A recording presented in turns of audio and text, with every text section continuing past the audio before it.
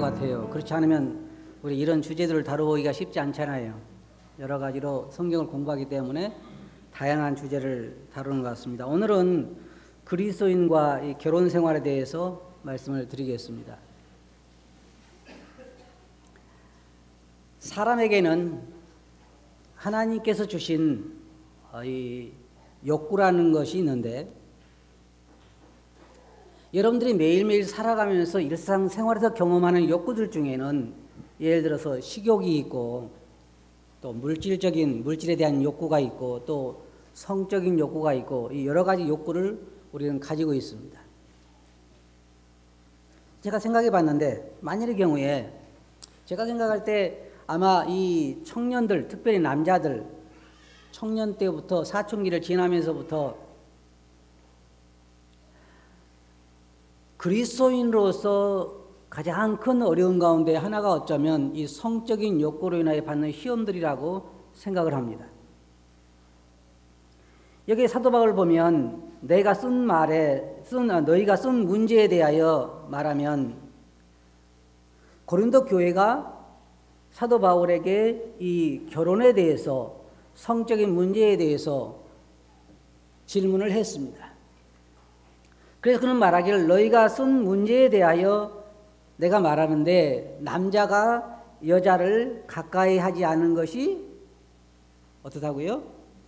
좋다. 쉽게 말하면 사도 바울이 말하는 것은 결혼하지 않고 그냥 사는 것이 좋다 그랬습니다. 그런데 왜 하라 그랬어요? 음행을 피하기 위하여 남자마다 자기 아내를 두고 여자마다 자기 남편을 두라 그랬습니다. 저는 어떨 때요, 좀 엉뚱한 생각인데, 이건 그냥 상상해서 한 얘기입니다. 만일의 경우에 내게 다시 한번 인생을 살 기회를 준다면 여자로 한번 태어나보고 싶어요. 그래서 도대체 그 속에 뭐가 있는지,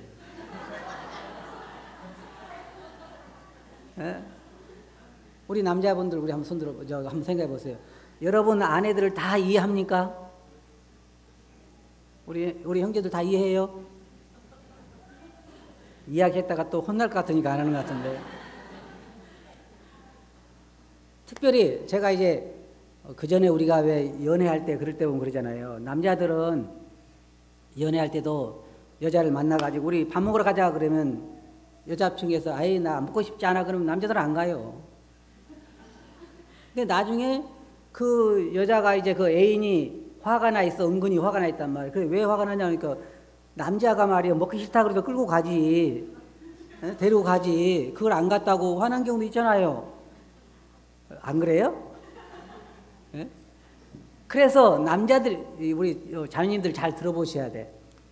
이제 부부간의 대화가 많으면 괜찮은데, 남자들 생각에는 어떤 생각이 있냐면 도대체 여자들 머릿속에는 뭐가 들어있을까?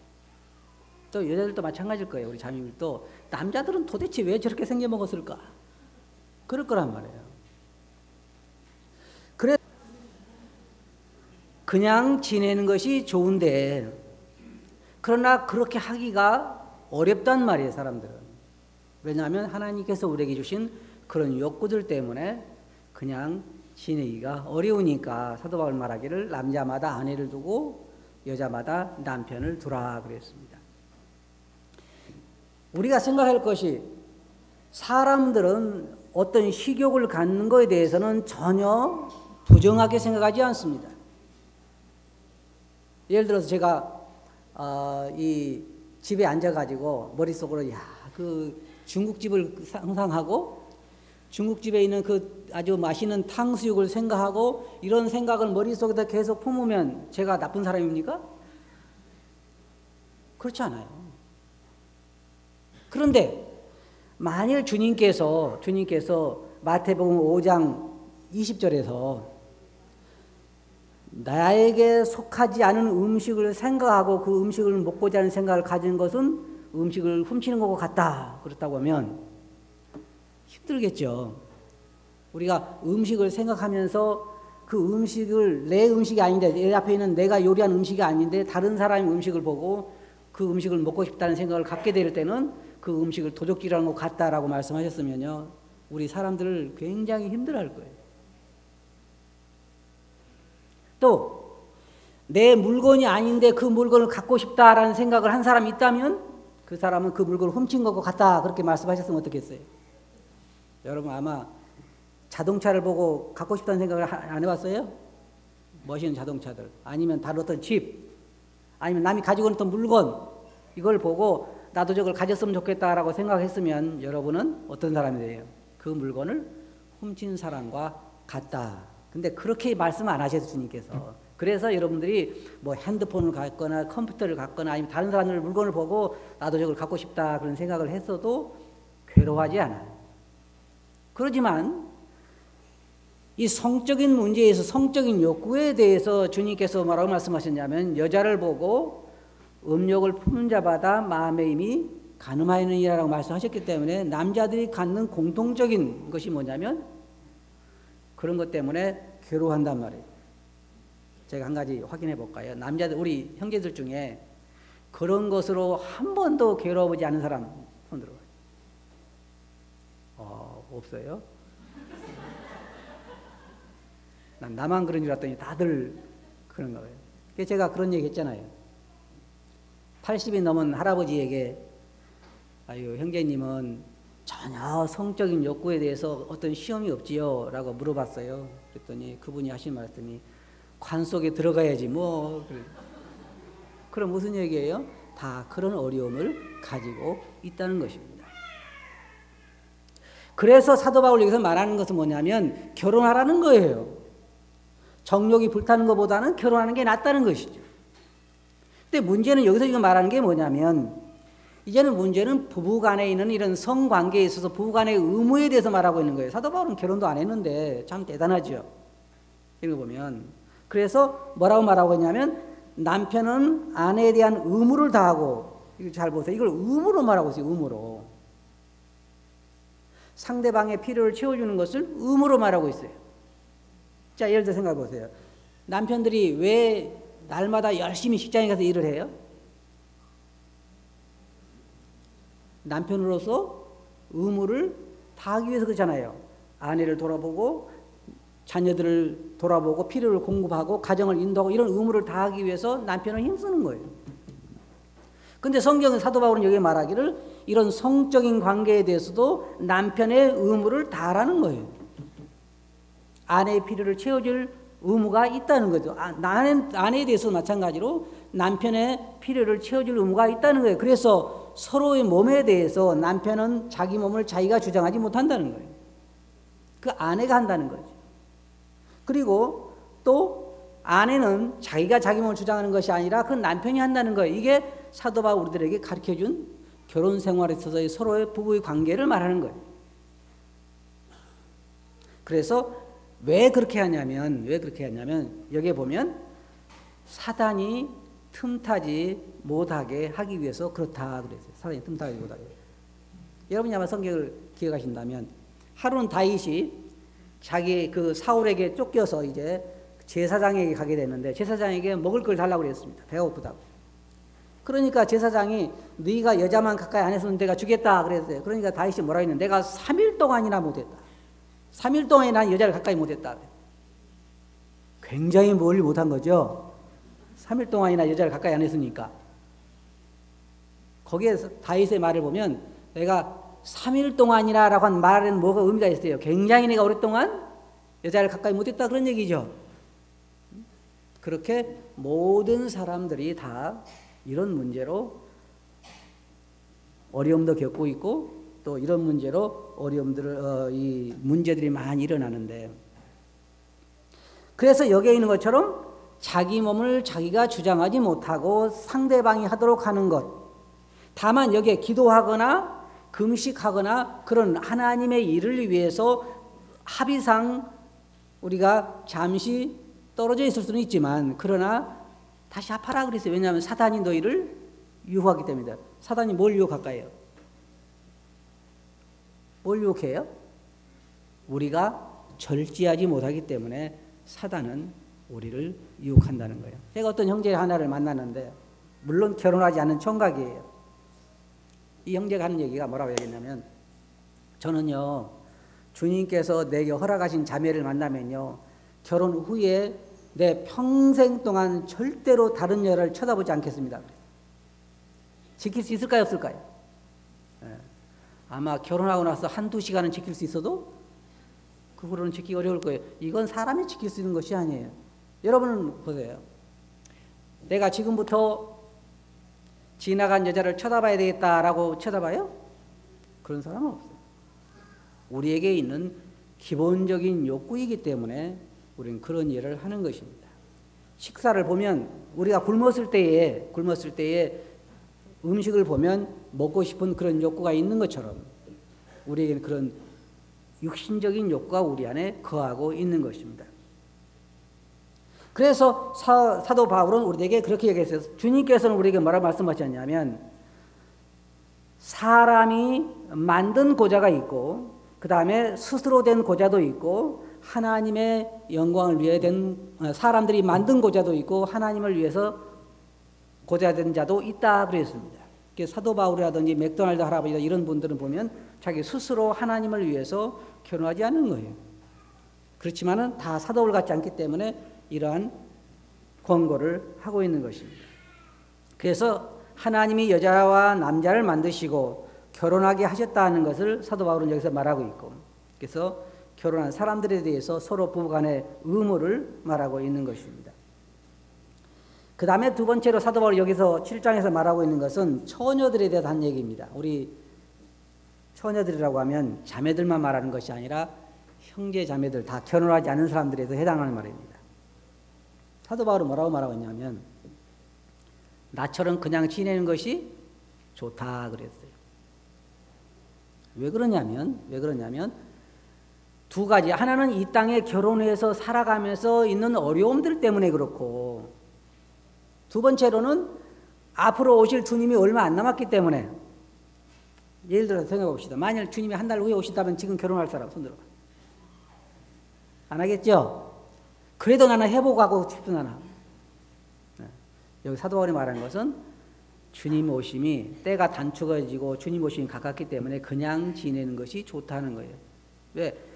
앞으로 그 영원한 세상이 없으면 이런 말은 하나만 하지만, 그러나 영원한 세상이 있기 때문에 이 세상의 짧은 이 기간 동안의 결혼 생활이라고 하는 것은 사실은 안 해도 더 좋다는 거예요. 사도 바울 말한 것처럼. 왜 그러냐면 결혼하고 나면요, 대부분 우리의 생각이나 시간이나 물질이 어디에 많이 매이냐면은 가정이라는 데 매이잖아요. 특별히 어디에 많이 자식에 대한 자식 교육이라든지 가정 이런 데 많이 매이기 때문에 우리가 주님에 대해 생각할 여유가 별로 없어요. 그래서 사도 바울은 우리의 몸과 마음을 다 주님에게 헌신하기 위해서는 결혼하지 않는 것이 더 낫다는 거예요. 그래서 우리 형제자매들 중에 그냥 혼자 지내도 괜찮은 사람들은 혼자 지내는 게 좋아요. 그러나 결혼해도 죄 짓는 것은 아니라는 게, 결혼할 수 있으면 해요. 그래서 사도 바울은 여기에 그렇게 말하고 있는 것입니다. 혼자 있는 것도 좋다. 주님을 위해서 살기 때문에. 그러나 자기 자신이 그런 것을 이겨낼 수 없으면 결혼하는 것이 좋다 그랬습니다. 사도 바울이 뭐라고 말하고 있습니까? 결혼한 사람도 잘하거니와 결혼하지 않은 사람은 뭐라고요? 더 잘했다. 그러고 보면 결혼한 사람도 더 잘한 사람들이 아니에요. 그죠? 혼자 열심히 주님을 섬기는 사람들이 사실은 더 복이 있는지도 모릅니다. 그래서 우리 형제자매들은 주님이 배우자를 주시면 결혼하고, 그렇지 않으면 혼자 주님을 섬기겠다는 그런 각오를 갖는 것도 필요하다고 생각을 합니다. 그 다음에 이제 그리스도인들과 이혼에 대해서 여기 사도 바울은 말하고 있는데,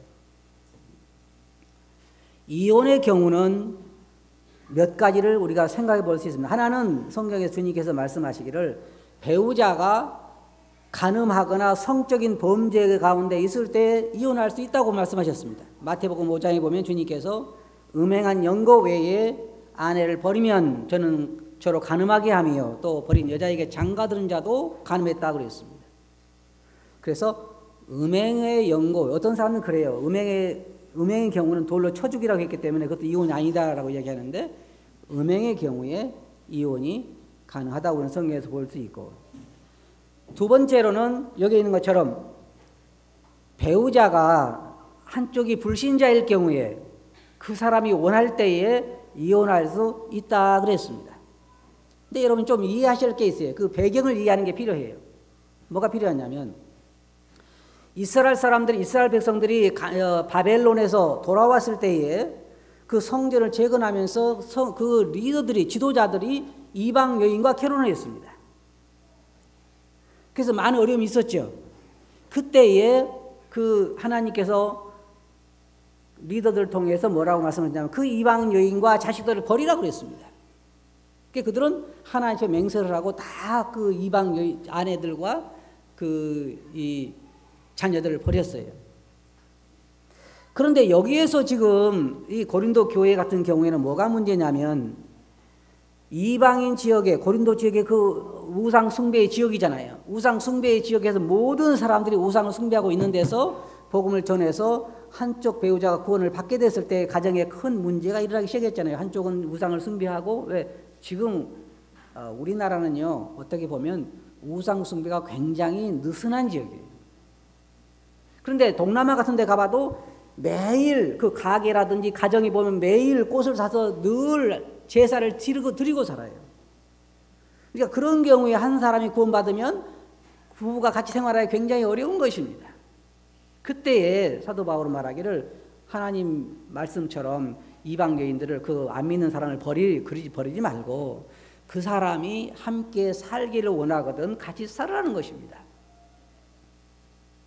여러분들 그 말씀 보면 그로 인해서 안 믿는 배우자와 자식들이 거룩하게 된다고 이야기했는데 그것은 구원받았다는 얘기는 아닙니다. 그 후에 나중에 뭐라고 말하냐면 너의 착한 행실로 인하여 내 남편이 내 아내가 구원받을지 어떻게 할 수 있느냐. 그래서 버리지 말고 함께 살면서 선행으로 그 사람이 주님께 인도할도록 그렇게 노력하라는 의미입니다. 그 경우에 그래서 신앙 때문에 안 믿는 배우자가 정말 갈라지기를 원하면 갈라지라는 것입니다.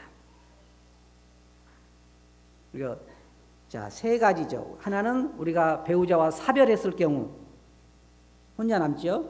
그 다음에 배우자가 성적인 범죄로 인하여 이혼하게 됐을 경우, 그 다음에 또 하나는 안 믿는 배우자로 인해서 신앙관계 때문에 헤어질 경우, 이 세 경우는 우리가 성경에서 재혼할 수 있는 것을 알게 돼요.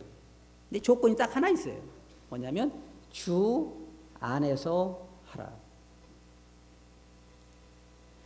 성경에 보면 우리 형제자매들, 처녀 형제자매들에 대해서도 결혼 조건이 딱 하나 있어요. 그건 뭐냐면 주 안에서 하라는 것입니다. 거기다가 자기들이 조건을 많이 붙여서 그렇지 사실은 하나예요. 자기들이 무슨 조건을 붙여요? 많이 붙이죠. 학교는 어디 나왔느냐, 재산은 얼마 있느냐, 많이 붙여있지. 성경에서는 주 안에서 누구든지 할 수가 있어요. 그래서 사도 바울은 이 7장에서 이제 가정에 대해서 많은 문제들이 일어나고 있기 때문에 이걸 다루고 있는데, 이때만 해도 여러분, 이때만 해도 사실은 믿는 사람들이 아내들을 여럿이 둘 수도 있었어요. 여러분 잘 아시죠? 다윗도 아내가 여럿이 있었고, 아브라함도 여럿이 있었고, 솔로몬도 여럿이 있었고, 구약에 이 하나님 믿는 사람 보면 여럿이 있었어요. 그러나 신약에 와서는 그것이 용납이 되지 않죠. 결론적으로 말씀드리면 사도 바울이 로마서 7장에서 우리에게 가르쳐주려 하는 건 뭐냐면,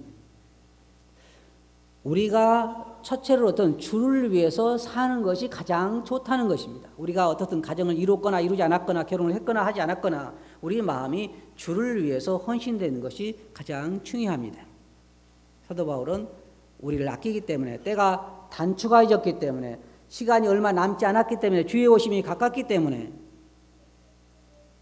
사도 바울은 당시에 그 상황을 보면서 그렇게 때가 아주 임박했다고 생각을 했습니다. 그래서 이 땅을 그냥 사는 것이 좋다고 생각했지만, 그러나 우리에게 주신 그런 어떤 욕구들로 인하여 우리가 어려움을 당할 때에 사도 바울은 차라리 불타는 것보다는, 정욕에 불타는 것보다는 결혼하는 게 더 좋다 그랬습니다.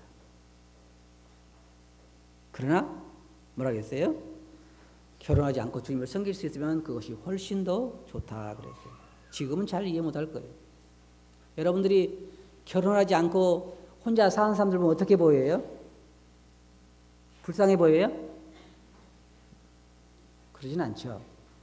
주님 안에서 정말 주를 위해서 맨날, 이런 사람들은 불쌍해요. 결혼하지 않고 혼자 살면서 맨날 신세 타령한 사람, 그런 사람 불쌍하지만 그러나 정말 주를 위해서 헌신된 사람들은 그들이 하늘나라에 가서 엄청난 보상을 받게 되고 칭찬을 듣게 되고 주님께 큰 영광을 돌리게 되고, 영혼에 비하면 이 7, 80년이라는 기간은 굉장히 짧은 기간이에요.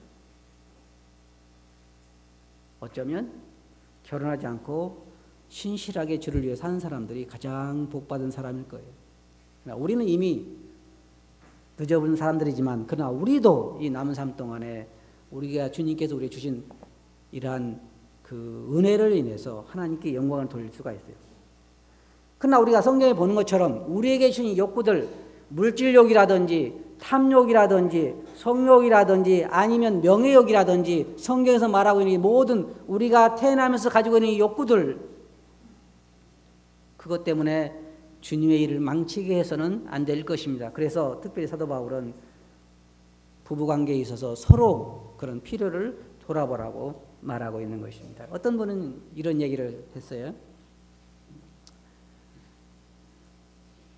암탉이 병아리를 이렇게 품게 되는데, 알을 품게 되는데 거기다가 오리 알을 몇 개 낳았다고 그래요. 오리 알을 몇 개. 그러면 이게 오리 알도 부화하잖아요. 부화해가지고. 그래서 병아리도 깨고 오리 그 새끼도 이렇게 나오게 되는데, 오리는 처음 본 것을 자기 어머니로 생각한다 그러잖아요. 그래가지고 사람도 줄줄 따라다니는 거 봤죠.